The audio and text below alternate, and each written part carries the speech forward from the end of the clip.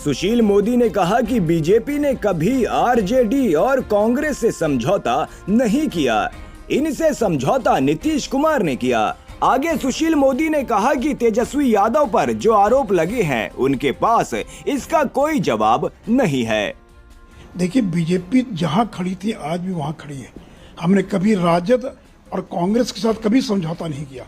ये तो नीतीश कुमार हैं जिन्होंने कभी कांग्रेस से समझौता किया, कभी राजद से समझौता किया, कभी बीजेपी से समझौता किया। तो बिहार की जनता सारी चीज़ों को देख रही है और इस लोकसभा चुनाव में उनको मालूम पड़ जाएगा कि वो कहाँ खड़े हैं।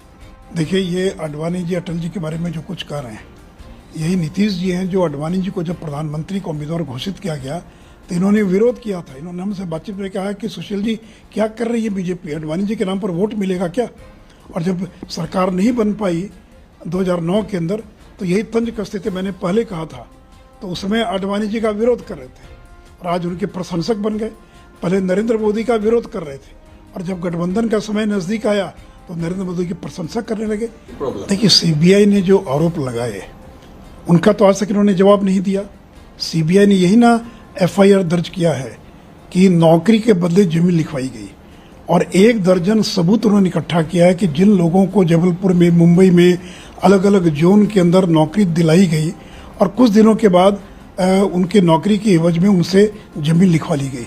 और उसी में एक व्यक्ति है हृदयानंद चौधरी जो रेलवे के कर्मचारी थे, जिन्होंने 5 करोड़ से ज़्यादा की अपनी पटना की प्रॉपर्टी दान कर दिया हेमा यादव को।